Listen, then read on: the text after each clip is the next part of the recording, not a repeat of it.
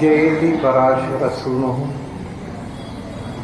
सत्यवती हृदयनन्दनो व्यासः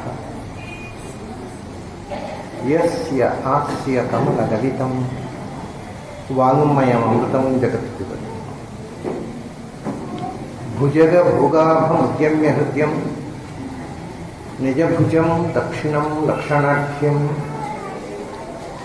ललितमुद्रिक्तविज्ञानमुद्रं भज भज अनन्तविद्यालपन्तं प्रणतवान् प्राणिनां प्राणभूतं प्रणतिभिः प्रणये पूर्णबोधम् भवदवोष्णेन ततप्यमानान् भुवि परं नाथमपरेक्षमाणान् भुवनमान्येन च अन्येन दोष्णा भवतु भीर्मा इति न सान्त्वयन्तं प्रणतवान् प्राणिनां प्राणभूतं प्रणतिभिः प्रणये पूर्णबोधम्. ನನ್ನ ಅಧ್ಯಾತ್ಮ ಬಂಧುಗಳೇ, ಋಷಭದೇವನ ವಿಚಿತ್ರ ಅವಧೂತ ಚರ್ಯೆಯ ಚಿತ್ರವನ್ನು ನಾವು ನಿನ್ನೆ ನೋಡಿದೆವು. ಅವನು ಸ್ವಂತ ಇಚ್ಛೆಯಿಂದ ಕೊಲ್ಲೂರಿನ ಕಾಡಿನಲ್ಲಿ ಬೆಂಕಿಯನ್ನು, ದಾವಾನನ ಕಾಳ್ಗಿಚ್ಚನ್ನು ಸೃಷ್ಟಿ ಮಾಡಿ ಅದರ ಮೂಲಕ ಕಾಡನ್ನು ಸುಟ್ಟು ತಾನು ಅದೃಶ್ಯನಾದ. ಜನ ತಿಳ್ಕೊಂಡ್ರು, ಪಾಪ ಒಬ್ಬ ಹುಚ್ಚ ಬೈರಾಗಿ ಇದ್ದ, ಬೆಂಕಿಯಲ್ಲಿ ಬಿದ್ದು ಸತ್ತು ಹೋದ. ಯಾವತ್ತಾದರೂ ಇದು ಬಹಳ ವಿಚಿತ್ರ ನೋಡಿ, ಜನ ತಿಳ್ಕೊಂಡು ತಪ್ಪಲ್ಲ, ಅವ್ರು ಹೇಗೆ ಕಂಡಿದ್ದು ಹಾಗೆ ತಿಳ್ಕೊಂಡಿದ್ದಾರೆ. ಆದರೆ ಯಾವತ್ತೂ ನಾವು ಕಂಡ ಹಾಗೆ ಸತ್ಯ ಇರೋದಿಲ್ಲ. ಸತ್ಯವೇ ಬೇರೆ, ನಮಗೆ ಕಾಣುವುದೇ ಬೇರೆ. ನಾವು ತಿಳ್ಕೊಂಡಿದ್ದೇ ಸತ್ಯ ಅಂತ ಹಠ ಮಾಡ್ತೇವೆ, ವಾದ ಮಾಡ್ತೇವೆ. ಆದರೆ ಸತ್ಯ ನಮಗೆ ಗೋಚರವಾಗದೆ ಎಲ್ಲೋ ನಿಗೂಢವಾಗಿರುತ್ತೆ. ಆಮೇಲೆ ಏನಾಯಿತು ಅದನ್ನು ಅನುಸರಿಸಿಕೊಂಡು ಮುಂದೆ ಪೌಂಡ್ರಕ ವಾಸುದೇವ ಅವನೇ ಅರ್ಹತನಾಗಿ ಬಂದು ಒಂದು ಮತವನ್ನು, ಅಂದರೆ ದೇವರನ್ನು ಒಪ್ಪದ, ದೇವಹಿಡನ ದೆವಬರತಾನೆ ಅಂತ ದೇವರನ್ನು ತಿರಸ್ಕಾರ ಮಾಡುವಂಥ ಒಂದು ಮತವನ್ನು ಪ್ರಾರಂಭ ಮಾಡಿದ. ಆದರೆ ಆ ಧರ್ಮ, ಜೈನ ಧರ್ಮ, ಅರ್ಹತ ಪ್ರಾರಂಭ ಮಾಡಿರ್ತಕ್ಕಂಥ ಜೈನ ಧರ್ಮ, ಅದು ದೇವರನ್ನು ಒಪ್ಪುವುದಿಲ್ಲ, ಅದರ ಪುಣ್ಯ ಪಾಪವನ್ನು ಒಪ್ಪುತ್ತೆ, ಕರ್ಮವನ್ನು ಒಪ್ಪುತ್ತೆ. ಕರ್ಮದಿಂದ, ಪುಣ್ಯಕರ್ಮದಿಂದ ಮೇಲಕ್ಕೆ ಹೋಗ್ತಾನೆ ಜೀವ, ಪಾಪಕರ್ಮದಿಂದ ಕೆಳಕ್ಕೆ ಹೋಗ್ತಾನೆ ಅಂತಕ್ಕಂಥದ್ದನ್ನು ಒಪ್ಪುತ್ತೆ. ಅದನ್ನು ಸಾಧನೆ ಮಾಡ್ತಾ ಎತ್ತರಕ್ಕೆ ಏರ್ತಾ ಮನುಷ್ಯ ಒಂದು ಹಂತದಲ್ಲಿ ಸಿದ್ಧನಾಗ್ತಾನೆ. ಅದೇ ಸಿದ್ಧನಾದ ಅಂದರೆ ಅದು ದೇವರ ಮಟ್ಟ, ಅಲ್ಲಿ ದೇವರ ಹಾಗೆ ಆಗ್ತಾನೆ ಅಂತ. ಬೇರೆ ದೇವರೊಂದು ಈ ಸಿದ್ಧರು ತುಂಬ ಮಂದಿದ್ದಾರೆ. ಅವರು ಯಾಕೆ ಜಗಳಾಡಿಕೊಳ್ಳೋದಿಲ್ಲೋ ಗೊತ್ತಿಲ್ಲ, ಅಂತವರು ಒಂದು ರೀತಿ ಐಕಮತ್ಯದಲ್ಲಿ ಸಾವಿರಾರು ಸಿದ್ಧರು ಆಗಿ ಹೋಗಿದ್ದಾರೆ, ಎಲ್ಲ ಇರ್ತಾರೆ. ಅದೇ ಕರ್ಮ ಸಿದ್ಧಾಂತವನ್ನು ಒಪ್ತಾರೆ ಅವರು. ಆಮೇಲೆ ಜಗತ್ತು ಸತ್ಯ ಅಂತ ಒಪ್ತಾರೆ, ಜೀವರುಗಳಲ್ಲಿ ಭೇದವನ್ನು ಒಪ್ತಾರೆ. ಇವೆಲ್ಲ ಅನೇಕ ಶಾಸ್ತ್ರೀಯ ವಿಷಯಗಳನ್ನು ಅವರು ಒಪ್ತಾರೆ. ಜೀವರು ಭೇದ, ಭಿನ್ನ, ಅವು ಒಬ್ಬೊಬ್ಬರ ಕರ್ಮ ಅವರವರ ಕರ್ಮದಂತೆ ಅವರವರ ಫಲ, ಪುಣ್ಯ ಪಾಪಗಳಿಂದ ಸ್ವರ್ಗ ನರಕಾದಿಗಳು, ಆಮೇಲೆ ಊರ್ಧ್ವಲೋಕ, ಮೋಕ್ಷ ಅನ್ನೋದನ್ನು ಒಪ್ತಾರೆ ಅವರು. ಮೋಕ್ಷ ಅಂದರೆ ಎರಡು ಮೊದಲಾಗಿ ಏನಿತ್ತು ಗೊತ್ತಾ? ಮೋಕ್ಷ ಅಂದರೆ ಸಂತತೋರ್ಧ್ವಗಮನಂ ಮೋಕ್ಷ, ನಿರಂತರ ಮೇಲಕ್ಕೆ ಹೋಗ್ತಾ ಇರೋದು. ಯಾಕೆಂದ್ರೆ ಮೇಲೆ ಅಪ್ಪರ್ ಲಿಮಿಟ್ ಇಲ್ಲಲ್ವ, ಆಕಾಶದಲ್ಲಿ ಕೊನೆ ಅಂತ ಒಂದುಂಟ ಮೇಲೆ, ಅದರಿಂದ ಮೇಲಕ್ಕೆ ಹೋಗೋದಕ್ಕೆ ದರ್ ಇಸ್ ನೋ ಎಂಡ್. ಅದರಿಂದ ನಿರಂತರ ಮೇಲಕ್ಕೆ ಹೋಗ್ತಾ ಇರೋದು ಮೋಕ್ಷ ಅಂತ ಜೈನರು ಮೊದಲು ಒಂದು ಕಾನ್ಸೆಪ್ಟ್ ಮಾಡಿದರು. ಅದರ ಜೊತೆಗೆ ಮತ್ತೊಂದು ಸೇರಿಸಿದರು, ಏನು ಅಂದರೆ ಮೋಕ್ಷ ಗಂಡಸರಿಗೆ ಮಾತ್ರ, ಹೆಂಗಸರಿಗೆ ಇಲ್ಲ. ಪಾಪ ಎಷ್ಟು ಮೇಲೆ ಹೋಗ್ಲಿಕ್ಕೆ ಕಷ್ಟ ಆಗುತ್ತೆ ಅಂತ ಖಂಡಿತ ಏನೋ ಗಂಡಸರಿಗೆ ಏನು ಕಥೆ ಗೊತ್ತಿಲ್ಲ, ನಿರಂತರ ಮೇಲೆ ಹೋಗ್ಬೇಕಲ್ಲ, ಪಾಪ ಆಯಾಸ ಆಗುತ್ತೆ, ಬೇಡ ಅಂದರೆ ಇವೆಲ್ಲ ಫೂಲಿಶು. ಅಂದರೆ ಇದನ್ನು ಒಂದು ಸಿದ್ಧಾಂತವಾಗಿ ಒಂದು ಮತ ಒಪ್ಪಿಕೊಂಡಿತ್ತು ಅನ್ನೋದಕ್ಕೋಸ್ಕರ ನಿಮ್ಮ ಮುಂದೆ ಹೇಳ್ತೇನೆ ನಾನು. ಕೊನೆಗೆ ಅವರಿಗೆ ಖಂಡಿತು ಇದು ಹೆಂಗಸರಿಗೆ ಇಲ್ಲ ಅಂತ ಹೇಳಿದರೆ ಚೆನ್ನಾಗಿರೋಲ್ಲ, ಹೆಂಗಸರಿಗೂ ಮೋಕ್ಷ ಉಂಟು ಅಂತ ಆಮೇಲೆ ಒಪ್ಕೊಂಡು ಆಮೇಲೆ ಮೇಲೆ ಹೋಗ್ತಾ ಇರುವುದು ನಿರಂತರ ಊರ್ಧ್ವಗಮನ. ಮೇಲೆ ಹೋಗ್ತಾ ಇರೋದಂದ್ರೆ ಆಯಾಸ ಆಗೋದಿಲ್ವಾ? ಅದೆಂಥ ಮೋಕ್ಷ ಅಂತ ಕಂಡಿದ್ದು. ಕೆಳಗೆ ಮೇಲೆ ಅಲೋಕ ಆಕಾಶದಲ್ಲಿ ನಿಂತು ಬಿಡುವುದು ಮೋಕ್ಷ. ಅದು ಹೀಗೆ ಇಂಪ್ರೂವ್ಮೆಂಟ್ ಆಗ್ತಾ ಬಂತು ಕಾನ್ಸೆಪ್ಟ್. ಅಂತೂ ಮೋಕ್ಷವನ್ನು ಹೋಗ್ತಾರೆ. ಅದು ಅಲೋಕಾಕಾಶದಲ್ಲಿ ಅವರು ಮೋಕ್ಷವನ್ನು, ಈ ಲೋಕವನ್ನು ಮೀರಿ ಇರತಕ್ಕಂಥ ಒಂದು, ಈ ಲೋಕ ಅಂದರೆ ನಮ್ಮ ಈ ಚತುರ್ದಶ ಭುವನಗಳು ಇರತಕ್ಕಂಥ ಆಕಾಶ ಉಂಟಲ್ಲ, ಅದನ್ನು ನಾವು ಈಥರ್ ಅಂತ ಹೇಳ್ತೇವೆ ಅಥವಾ ಸ್ಕೈ ಅಂತ ಹೇಳ್ತೇವೆ. ಅದು ಭೂತಾಕಾಶ, ಅದು ಅಲ್ಲ ಆಚೆಗೆ ಅಲೋಕ ಆಕಾಶದಲ್ಲಿ ಇರ್ತಾರೆ ಅವರು ಸಿದ್ಧ ಪುರುಷರು. ಅವರೇ ಜಗತ್ತನ್ನು ನಿಯಂತ್ರಿಸುವರು, ದೇವರು ಅಂತ ಒಂದಿಲ್ಲ. ಹೀಗೊಂದು ಸಿದ್ಧಾಂತವನ್ನ ಅವನು ಕಲ್ಪಿಸಿಕೊಂಡ. ಅದರಿಂದ ಪುಣ್ಯಕರ್ಮ ಮಾಡಬೇಕು, ಅದರಿಂದ ಸ್ವರ್ಗ ಸುಖ ಎತ್ತರಕ್ಕೆ ಹೋಗುತ್ತೆ ಆತ್ಮ, ಅದೆಲ್ಲ ಹೇಳ್ತಾರೆ. ಸದಾಚಾರ, ಸದಾಚಾರ ಅಂದ್ರೆ ಏನು? ಸದಾಚಾರ ಅಂದ್ರೆ ಅವನು ಸ್ನಾನ ಮಾಡದೇ ಇರುವುದು, ಇದು ವಿಪರೀತ ಬಗ್ಗೆ. ಸ್ನಾನ ಮಾಡುವುದಲ್ಲ, ಶೌಚ ಅಲ್ಲ, ಅಶೌಚ. ಮೈಯಲ್ಲಿ ಮಲಧಾರಣೆ, ಮೈಯಲ್ಲಿ ಕೊಳಕಿದ್ದರೆ ತೊಳ್ಕೋಬಾರದು, ಅವಧೂತಚರ್ಯೆ ಅದು. ಯಾಕಂದ್ರೆ ವೃಷಭದೇವ ಹಾಗೆ ಮಾಡಿದ್ದ. ವೃಷಭದೇವನ ಕ್ರಿಯೆಯಿಂದ ತಿಳಿದವರು ಮತ್ತಷ್ಟು ಅಜ್ಞಾನಕ್ಕೊಳಗಾದರು. ಅದು ವಿಚಿತ್ರ. ಅದು ಒಂದೇ ಕ್ರಿಯೆಯಿಂದ ಜ್ಞಾನಿಗಳಿಗೆ ಜ್ಞಾನ ಕೊಟ್ಟ, ಅಜ್ಞಾನಿಗಳಿಗೆ ಭ್ರಮೆ ಕೊಟ್ಟ. ಮೈಯಲ್ಲಿ ಮಲಧಾರಣೆ ಮಾಡುವುದು, ಆಮೇಲೆ ಸ್ನಾನ ಮಾಡಬಾರ್ದು ಆಯ್ತಲ್ಲ, ಊಟವನ್ನು ಎಲೆಯಲ್ಲೋ ತಟ್ಟೆಯಲ್ಲೋ ಮಾಡಬಾರದು. ಮತ್ತೆ ಕರಪಾತ್ರ, ಒಂದು ಮನೆ ಬಾಗಿಲಿಗೆ ಹೋದಾಗ ಅವರು ಭಿಕ್ಷೆ ಕೊಟ್ಟರೆ ಅಂಗೈಯಲ್ಲಿ ತಗೊಳ್ಳೋದು, ಅದನ್ನು ಹೀಗೆ ಪ್ರಾಣಿಗಳು ತಿಂದ ಹಾಗೆ ತಿನ್ನೋದು, ಆಮೇಲೆ ಅವರು ನೀರು ಕೊಟ್ಟರೆ ತೊಳ್ಕೊಳ್ಳೋದು, ಇಂತಹದ್ದೆಲ್ಲ ಇದು ಆಚಾರ, ಸದಾಚಾರ. ಹೀಗೆಲ್ಲ ಸ್ವಲ್ಪ ವಿಚಿತ್ರ. ಆಮೇಲೆ ಹೇಳಿದ್ನಲ್ಲ, ಕೇಶ ಉಲ್ಲಂಘನೆ, ಕೂದಲನ್ನು ತಾನೇ ಕೈಯಿಂದ ಕಿತ್ತುಕೊಳ್ಳುವುದು, ಏನೇನೋ ಅವರು ಸದಾಚಾರ ಅಂತ ತಿಳ್ಕೊಂಡು ಇದನ್ನೆಲ್ಲ ಆಚರಣೆ ತಂದ. ಅದು ಒಂದು ಕಡೆ ಬೆಳೆಯಿತು.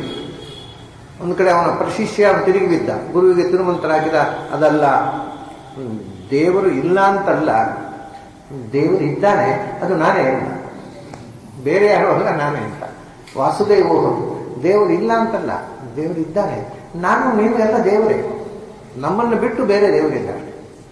ಅಂದರೆ ಇದು ಕೂಡ ಒಂದು ದೃಷ್ಟಿಯಿಂದ ನನ್ನನ್ನು ಬಿಟ್ಟು ಬೇರೆ ದೇವರಿಲ್ಲ ಅನ್ನೋದು ಒಂದು ರೀತಿಯ ಎಥಿಯಿಸಮ್ಮೆ, ನಾಸ್ತಿಕ್ಯವಾಗಿದೆ. ಇದು ನಾಸ್ತಿಕ್ಯದ ಇನ್ನೊಂದು ಮುಖ.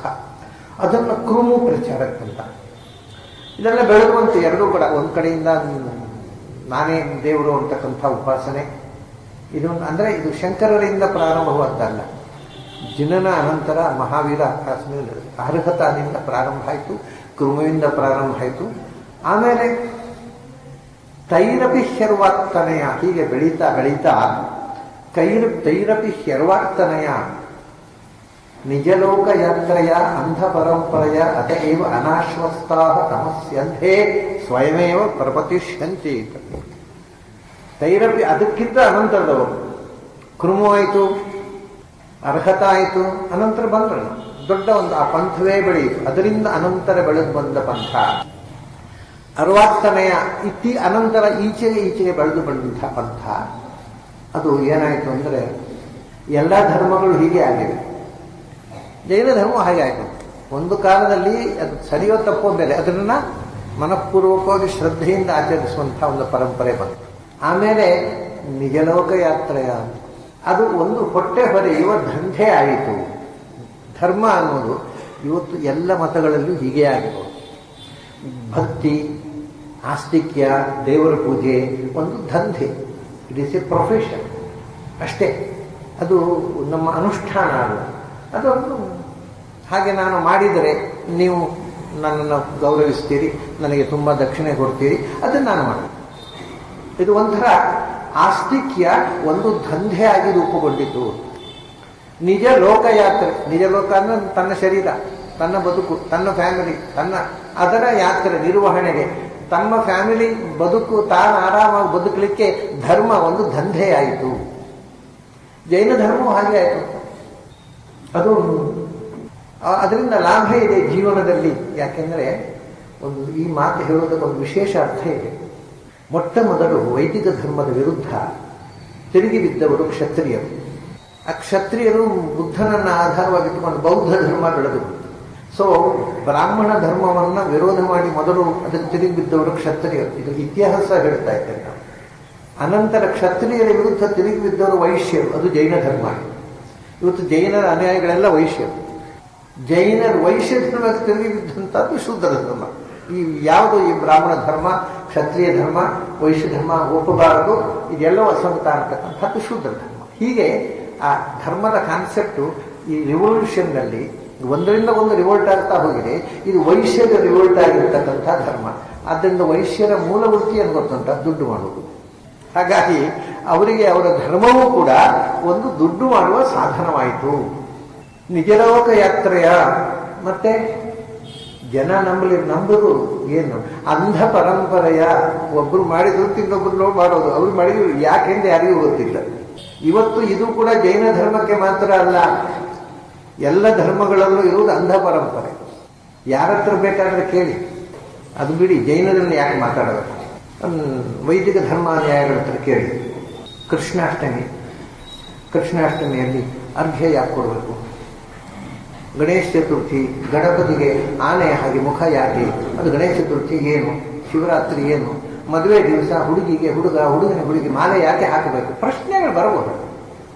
ಕೇಳಿದ್ರೆ ಸಭೆಯಲ್ಲಿ ಬಂದ ಅತಿಥಿಗಳಿಗೆ ಮಾಲಾರ್ಪಣೆ ಯಾಕೆ ಮಾಡಬೇಕು? ಈಗ ಪ್ರಶ್ನೆ ಹಾಕಿದ್ರೆ ನಮ್ಮವ್ರು ಏನು ಹೋಗ್ತಾರೆ ಗೊತ್ತಾ? ಯಾಕೆ ಮಾಲೆ ಹಾಕ್ಬೇಕಂದ್ರೆ ಎಲ್ಲರೂ ಹಾಕ್ತಾರೆ, ನಾವು ಹಾಕ್ಬೋದು. ಯಾಕೆಂದು ಗೊತ್ತಿಲ್ಲ.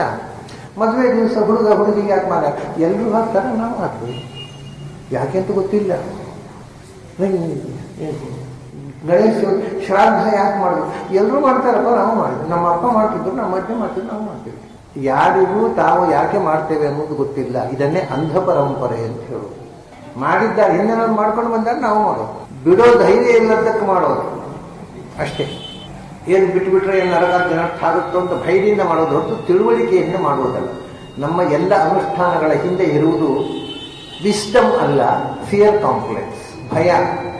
ಭಯದಿಂದ ಧರ್ಮ ಉಳಿದಿದೆ. ನಾವು ಮಕ್ಕಳಿಗೂ ಅಷ್ಟೇ, ಮಕ್ಕಳು ಪಾಪ ತಿಳ್ಕೊಂಡು ಮಾಡಬೇಕು ಅಂತ, ಅಪ್ಪ ಅದು ಯಾಕೆ ಮಾಡಬೇಕು ಅಂತ ಹೇಳಿದ್ರೆ, ಏನೋ ದೊಡ್ಡವರು ಎದುರು ಮಾತಾಡ್ತೀವಿ, ಹೇಳಿದಷ್ಟು ಮಾಡಲಿ, ಯಾಕಂದ್ರೆ ಇವನಿಗೆ ಯಾಕೆ ಗೊತ್ತಿಲ್ಲ, ಅವ್ನ ಮಗನಿಗೆ ಹೇಳೋದು. ಬೈತಾನೆ ಮಗನಿಗೆ, ಅಪ್ಪನಿಗೂ ಗೊತ್ತಿಲ್ಲ, ನಾನು ಯಾಕೆ ನಂಬಬೇಕು ಅಂತ ಮಗ ಬಿಡ್ತಾನೆ. ಹಾಗೆ ಮಕ್ಕಳಲ್ಲಿ ಇವತ್ತು ನಂಬಿಕೆ ಹೋಗಿದ್ದರೆ ಗೊತ್ತಿಲ್ಲದೆ ಕಣ್ಮುಚ್ಚಿ ಅನುಸರಿಸಿದ ಅಪ್ಪಂದಿರ ಕಾರಣ ಹೊರತು ಮಕ್ಕಳಲ್ಲ. ಇವತ್ತು ಅಜ್ಞಾನವನ್ನು ಸ್ಪ್ರೆಡ್ ಮಾಡಿದವರು ಹಿರಿಯರು ಹೊರತು ಮಕ್ಕಳಲ್ಲ. ಅಜ್ಞಾನ ಸ್ಪ್ರೆಡ್ ಮಾಡಿದ್ರೆ ಹಿರಿಯರು ರಿವೋಲ್ಟ್ ಆದರು. ಅಂಧ ಪರಂಪರೆ ಅಂತ ಎಲ್ಲ ಧರ್ಮಗಳು ಕೂಡ ಏನು ಅಂದರೆ, ಯಾರಿಗೊತ್ತು ಅವ್ರು ಮಾಡ್ತಾರೆ, ನಾವು ಮಾಡ್ತೀವಿ. ನಾನು ಯಾವಾಗ ಹೇಳ್ತೇನೆ ನೋಡಿ, ಉಪನಯನ ದಿವಸ ಹೇಳಿಬಿಡ್ತಾರೆ, ಕೈ ಹಿಡ್ಕೊಂಡು, ದೇವರೇ ಗತಿ ಭಯಾನಕ. ಕೈ ಹಿಡ್ಕೊಂಡು ಯಾಕೆ ಅವರು ಶಾಲೆಯಲ್ಲಿ ತಪ್ಪು ಮಾಡಿದವರು ಹೀಗೆ ಹಿಡಿದು ಕುಳಿಸಿ ಎಬ್ಬಿಸ್ತಿದ್ರು. ಹೀಗೆ ಕೈ ಹಿಡ್ಕೊ, ಅವ್ರು ಹೀಗೆ ನಮಸ್ಕಾರ ಮಾಡುವಂತ. ಇದನ್ನ ದೊಡ್ಡವರು ಮನೆಯಲ್ಲಿ ಪುರೋಹಿತರೇ ಒಮ್ಮೊಮ್ಮೆ ಹೀಗೆ ಹೇಳಿಕೊಡ್ತಾರೆ. ಆದರೆ ಇದು ಎಷ್ಟು ಅಶಾಸ್ತ್ರೀಯ ಅಂಧ ಪರಂಪರೆ. ಯಾಕೆಂದ್ರೆ ಇಲ್ಲಿ ಹೀಗೆ ಮಾಡಬೇಕ್ರಿ. ಯಾಕಂದ್ರೆ ಎಡಗೈಯಲ್ಲಿ ಎಡಗಾಲು ಮುಟ್ಟಬೇಕು, ಬಲಗೈಯಲ್ಲಿ ಬಲಗಾಲು ಮುಟ್ಟಬೇಕು. ಎದುರು ನಿಂತವನ ಬಲಗಾಲು ಈಚೆ ಇದೆ, ಎಡಗಾಲಿ, ಅದಕ್ಕೆ ಕೈ ಹೀಗೆ ಮಾಡಬೇಕು. ಇಲ್ಲಿ ಎಡಗೈಯನ್ನು ಎಡಗಿರಿಯನ್ನು ಬಲಗೈಯಲ್ಲಿ ಬಲಗೈ ಹಿಡಿದು ಹೀಗೆ ಯಾಕೆ ಮಾಡಬೇಕು ಅಂದ್ರೆ ಯಾಕೆ ಮಾಡಬೇಕು ಅಂತ ಗೊತ್ತಿಲ್ಲ. ಎಲ್ಲರೂ ಮಾಡ್ತಾರೆ, ನಾವು ಮಾಡೋದಷ್ಟೇ. ಪ್ರತಿಯೊಂದು ಸಂಗತಿ ಇಷ್ಟು ಅಸಂಗತ ಅಸಹ್ಯವಾದ ಕಂದಾಚಾರಗಳಾಗಿ ಇವತ್ತು ಬೆಳೀತಾ ಇದೆ.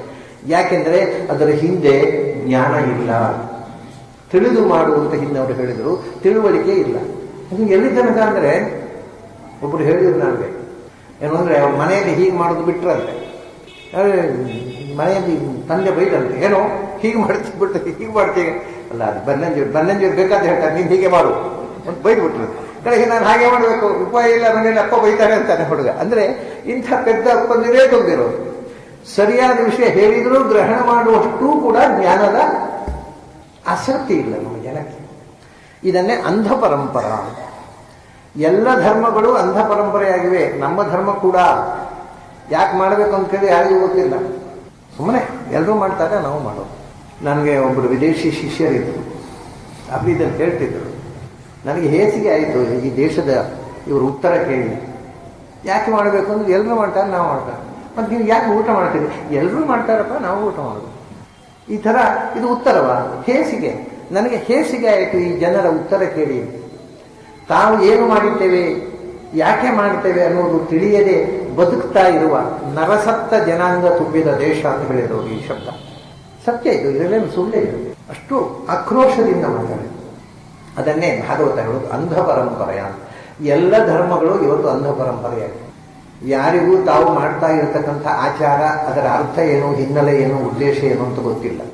ತಮಾಷೆ ಏನು ಅಂದರೆ, ನಿತ್ಯ ಪೂಜೆ ಮಾಡೋರು ನನ್ನ ಕೇಳಿದ್ರು, ದೇವರಿಗೆ ಮಂಗಳಾರತಿ ಯಾಕೆ ಮಾಡೋದು, ನೀವೇ ಗೊತ್ತಿಲ್ಲ, ಎಲ್ಲರೂ ಮಾಡ್ತಾರೆ ಅಂತ ಮಂಗಳಾರತಿ ಮಾಡೋದು. ದೇವರಿಗೆ ಮಂಗಳಾರತಿ ಮಾಡೋದು ಯಾಕೆ ಅಂತ ಕೇಳಿದರೆ, ಯಾವ ಪೂಜೆ ಮಾಡೋರಿಗೂ ಗೊತ್ತಿಲ್ಲ.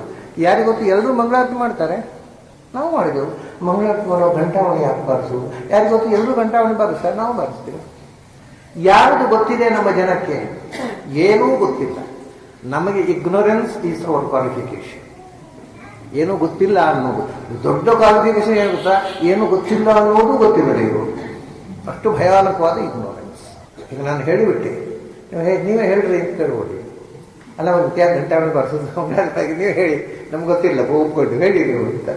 ಅಲ್ಲ, ದೀಪ ವಿಷಯ ಏನು ಗೊತ್ತುಂಟ, ಈಗ ನಿಜವಾಗಿ ದೇವರ ಕೋಣೆ ಒಳಗೆ ಸೋಡಿಯಂ ಲೈಟ್ ಹಾಕಿರ್ತೇವೆ ನಾವು, ಮಂಗಳಾರತಿ ಕೂಡ ಕಾಣೋಲ್ಲ. ಯಾಕಂದ್ರೆ ಅಷ್ಟು ಪ್ರಖರವಾದ ದೀಪ, ದೇವರ ಕಣ್ಕುಕ್ಕೋ ದೀಪ. ಅವ್ರು ಬಹಳ ಕಷ್ಟ ದೇವರಿಗೆ, ಅವ್ರು ಕಣ್ಕುಕ್ತಾ ಇರ್ತಾರೆ, ಕೂತಿರ್ಬೇಕಲ್ಲ 24 ಗಂಟೆ. ನಮ್ಮ ಹೊರಗೆ ಬರೋ ಹಲವಿಲ್ಲ ಅವ್ರು. ನಾವು ಸೋಡಿಯಂ ಲೈಟ್ ಹಾಕಿ ಅವ್ನು ಕಣ್ಕುಕ್ಕೋ ದೀಪ ಹಾಕಿ ಅವನು ಚಿತ್ರಹಿಂಸೆ ಕೊಟ್ಟು ಪೂಜೆ ಮಾಡ್ತೀವಿ. ಹಿಂದೆ ದೇವರ ಒಳಗೆ ಯಾವುದೇ ಕೃತಕವಾದ ದೀಪವನ್ನು ಬಳಸ್ತಿರ್ಲಿಲ್ಲ. ಒಂದು ಎಣ್ಣೆಯ ದೀಪ, ಸುತ್ತ ಕಿಟಕಿ ಕೂಡ ಇಲ್ಲ. ಯೋಚನೆ ಮಾಡಿ, ಗರ್ಭಗೃಹದಲ್ಲಿ ಸುತ್ತ ಕಿಟಕಿ ಇಡೋಲ್ಲ. ಕತ್ತಲೆ ಕೋಣೆಯಲ್ಲಿ ಭಗವಂತನನ್ನು ಕಾಣುವುದಕ್ಕೆ ಬೆಳಕು ಹಚ್ಚುವುದು. ಅದನ್ನು ಆರತಿ ಮಾಡುವಾಗ ಕೆಳಗೆ, ಪಾದಕ್ಕೆ, ಮಧ್ಯಕ್ಕೆ, ಮೇಲಕ್ಕೆ 3 ಕಡೆಗೂ ಅದನ್ನು ತೋರಿಸ್ತಾರೆ. ಅಂದರೆ ಪಾದದಿಂದ ಪಾದಾದಿ ಕೇಶಾಂತ ಭಗವದ್ ದರ್ಶನ, ದೇವರನ್ನು ಕಾಣುವುದಕ್ಕೋಸ್ಕರ. ಕಾಣುವುದಕ್ಕೆ ಅದರ ಜೊತೆಗೆ ನಮಗೆ ತಮಸೋಮ ಜ್ಯೋತಿರ್ಗಮಯ, ಕತ್ತಲೆಯಿಂದ ಬೆಳಕಿನೆಡೆಗೆ ಕೊಂಡೊಯ್ಯು ಓ ಭಗವಂತ ಅನ್ನುವ ಅನುಸಂಧಾನ.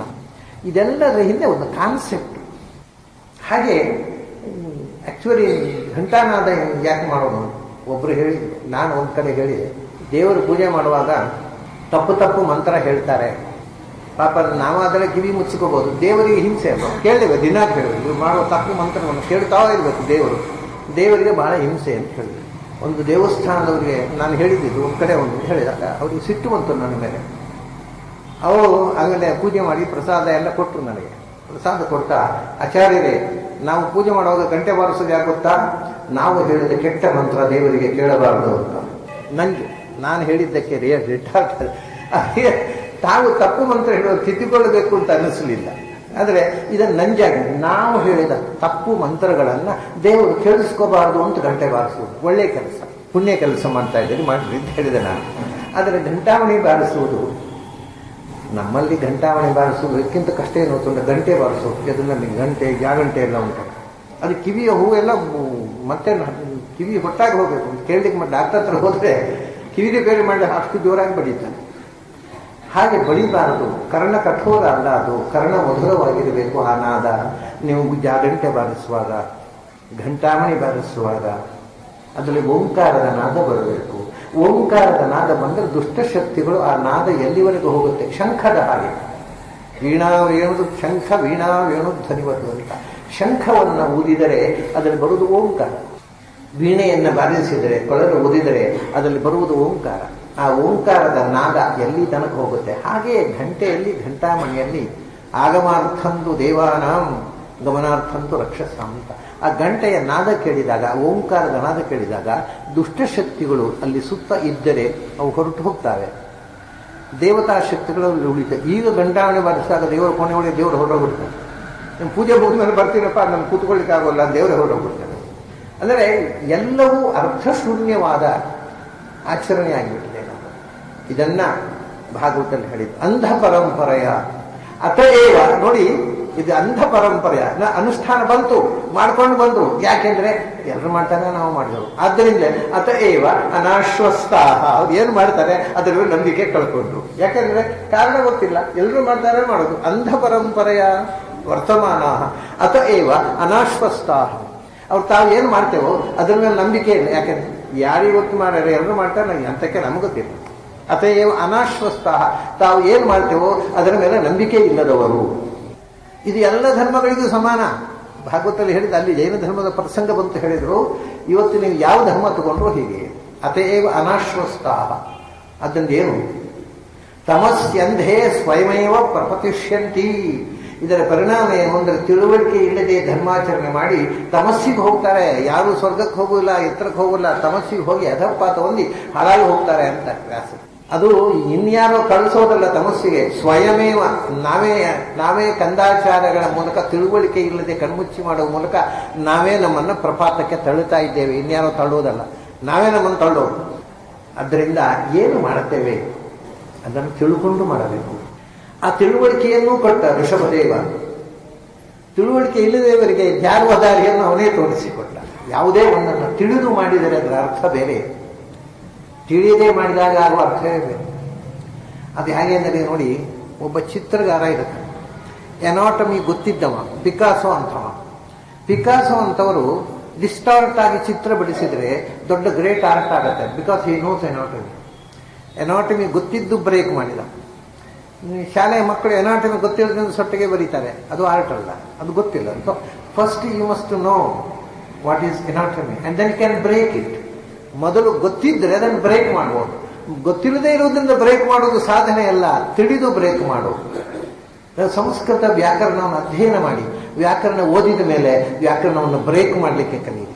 ಸುಲಭ ಅಲ್ಲ, ಬಹಳ ಕಷ್ಟದ ಕೆಲಸ.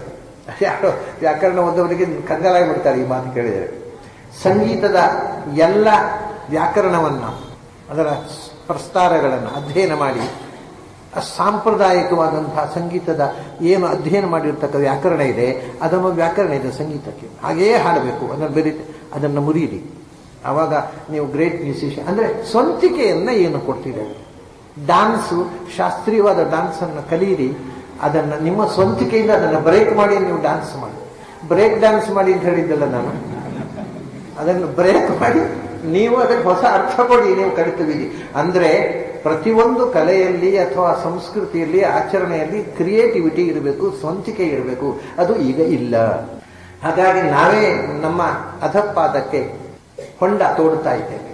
ನಾವು ತೋಡಿದ ಹೊಂಡಕ್ಕೆ ನಾವೇ ಜಾರಿ ಬೀಳ್ತಾ ಇದ್ದೇವೆ.